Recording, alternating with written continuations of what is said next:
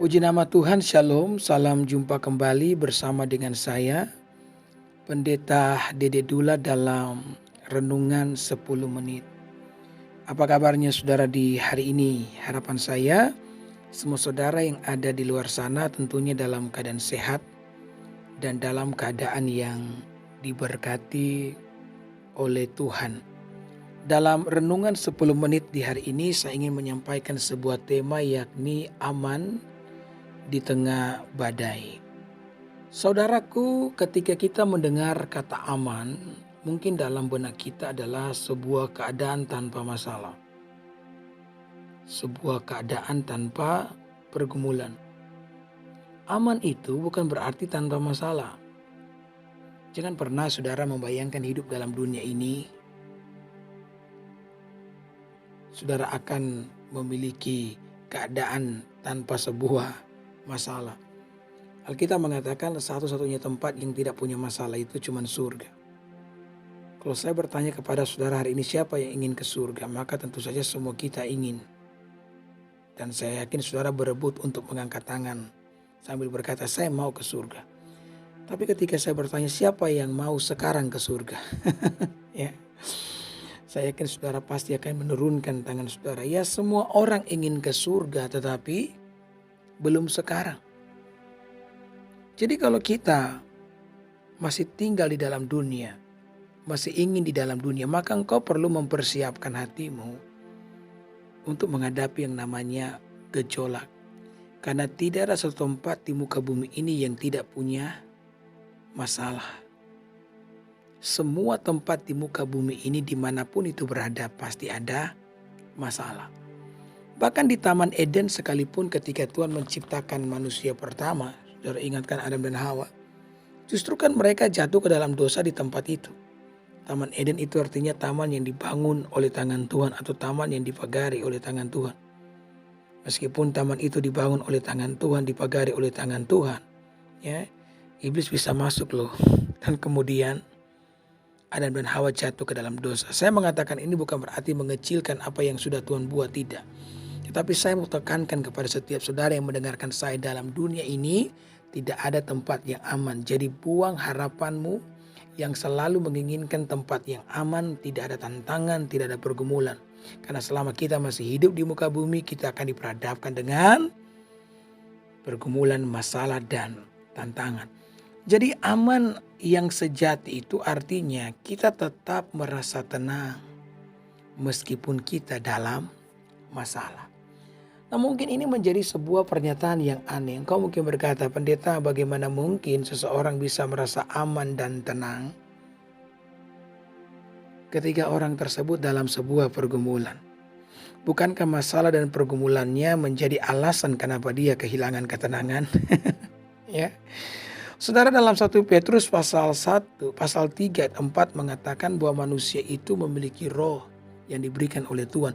Dan roh yang diberikan oleh Tuhan kepada kita itu roh yang lembut dan tentram. Saya percaya ini bukan sebuah kebetulan. Tuhan telah mendesain roh manusia itu memiliki ketenangan dan ketentraman. Agar supaya ketika kita menghadapi yang namanya pergumulan, kita bisa menghadapinya dengan kepala dingin. Karena yang terpenting itu bukan apa yang terjadi kepadamu, tetapi apa yang terjadi di dalammu. Ya, saudara, hidup itu 10% apa yang terjadi kepada kita. Dan sisanya 90% adalah respon yang kita berikan dengan apa yang terjadi kepada kita. Meskipun kita mengalami sebuah keburukan, meskipun kita menghadapi sebuah tantangan, selagi engkau mampu menghadapi itu dengan tenang, maka saya yakin, saya percaya engkau pasti keluar sebagai pemenang. Kita membutuhkan tekanan dari luar, saudara-saudara, untuk membentuk karakter kita. Nah, karakter yang ilahi itu dapat bertumbuh apabila kita menghadapi segala sesuatu dengan ketenangan. Nah, saya akan mengatakan hal ini adalah hal yang mustahil kalau misalkan Yesus tidak memberikan contoh kepada kita. Yesus kasih contoh loh, pada saat Yesus dan murid-muridnya naik perahu, sementara mereka mengarungi danau atau laut, saya lupa persis, tiba-tiba di tengah-tengah pelayaran mereka dihadang oleh badai yang sangat besar. Mereka saudara-saudara berusaha untuk keluar dalam badai, tetapi upaya apapun yang mereka lakukan nampaknya mereka tidak bisa keluar. Pada saat murid-murid sementara berusaha untuk survive, membuat perahu yang mereka tumpangi tidak tenggelam, ya kan? Alkitab mengatakan Yesus sementara tidur loh di buritan. Ya. Maka murid-murid yang melihat Yesus tidur, mereka pun berteriak, mereka berkata, "Guru, tidak pedulikah engkau kalau kami binasa?" Kemudian Yesus berkata kepada mereka, "Di mana imanmu?" Yesus pun bangkit dari tempat tidurnya. Dia menghardik badai tersebut dan badai itu pun tenang. Nah, Yesus saudara-saudara menunjukkan kepada kita bahwa di tengah badai sekalipun kita bisa tidur loh. Ya, kita bisa tenang loh. Ya, karena aman yang sejati itu bukan tanpa sebuah pergumulan. Aman yang sejati adalah sebuah perasaan tenang meskipun engkau dalam sebuah pergumulan.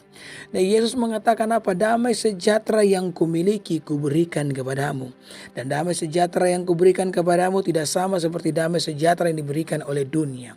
Damai sejahtera yang berasal dari dunia itu beda dengan damai sejahtera yang Yesus berikan. Kalau dari dunia kita akan tenang, kita akan sejahtera kalau banyak uang di bank atau di dompet kita. Kita akan merasa tenang kalau kita banyak aset. Kita akan merasa tenang jika segala sesuatu di sekitar kita berjalan sesuai dengan rencana kita. Tetapi damai sejahtera yang daripada Tuhan itu beda. Damai sejahtera yang daripada Tuhan berasal daripada sebuah keyakinan bahwa Tuhan itu tidak akan pernah meninggalkan kita di tengah-tengah situasi yang berat yang kita alami. Ya. Maka mari saudara-saudara, ketika kita dalam sebuah pergumulan, ketika kita dalam sebuah masalah, engkau perlu meyakinkan dirimu sendiri bahwa Tuhan tidak pernah meninggalkan saudara. Karena ketika engkau yakin akan kebenaran ini, akan keyakinan ini, maka ketenangan itu akan mulai menguasai hati saudara. Dan engkau akan berdiri kokoh meskipun engkau berada di dalam badai. Saya pernah mendengar sebuah cerita yang sangat menarik, di mana satu kali dibuat sebuah kontes melukis, ya. Jadi ada perlombaan melukis dengan tema damai yang sejati, ya. Maka orang-orang yang hebat melukis mengikuti kontes tersebut, dan dari semua lukisan yang telah dilukis, diambil 3 lukisan yang paling mewakili tema yang ada. Lukisan yang pertama menggambarkan tentang pemandangan sebuah pedesaan yang sangat tentram dan damai. Ya, desa yang dikelilingi oleh sawah, yang ada jalan setapak, dan beberapa orang anak kecil lari-lari. Di sawah diperlihatkan di sana ada beberapa petani yang sementara menanam padi. Itu pemandangan yang sangat-sangat meneduhkan. Lukisan yang kedua menggambarkan seseorang yang sementara memancing di tepi sungai. Orang tersebut duduk di bawah sebuah pohon yang rindang dengan topi jerami yang sedikit menutupi wajahnya dari sinar matahari. Dia memegang sebuah alat pancing yang dimana mata pancingnya telah masuk ke dalam sungai. Itu merupakan sebuah pemandangan yang sangat damai, ya, melukiskan sebuah ketenangan yang sejati. Nah, gambar yang ketiga, lukisan yang ketiga ini menarik, saudara. Di mana di sana dilukiskan tentang sebuah latar belakang yang gelap, ada awan, ada kilat menyambar kiri kanan, dan di sebuah bukit yang gundul, di sana ada pohon. Satu batang pohon yang sementara berjuang melawan badai. Dan di sana dilukiskan di cabang batang pohon tersebut ada sangkar yang di dalamnya ada anak burung yang sementara membuka mulutnya yang diberi makan oleh mamanya. Ya. Dan ketika dilihat dari 3 lukisan ini, maka juri mengambil keputusan bahwa lukisan yang paling mewakili tema damai yang sejati adalah lukisan yang ketiga. Maka orang-orang mulai komplain, bagaimana mungkin itu bisa mewakili damai yang sejati? Ya, itu merupakan lukisan yang sangat mengerikan dan sangat menakutkan, ya. Kemudian para juri pun mengatakan damai yang sejati itu bukan berarti tanpa masalah. bukan berarti tanpa badai. Lukisan yang ketiga benar-benar mewakili tema yang ada. Karena di lukisan tersebut menggambarkan tentang induk burung dengan 3 ekor anaknya yang sementara ya di atas dahan. Di mana induk burung sementara memberi makan anaknya dengan penuh ketenangan, dan anaknya pun membuka mulutnya makan dengan tenang sekalipun lagi dalam keadaan badai. Nah, saudaraku yang diberkati oleh Tuhan, sekali lagi saya mau katakan kepada kita, damai yang sejati bukan berarti tanpa sebuah masalah. Kalau hari ini engkau dalam sebuah masalah kehidupan, percaya di dalamnya Tuhan sementara punya rencana. Dan rencana itu dapat engkau pahami, dapat engkau mengerti ketika engkau memiliki ketenangan. Ketenangan yang terlahir daripada sebuah keyakinan bahwa Tuhan pegang kendali atas segenap kehidupan kita. Amin.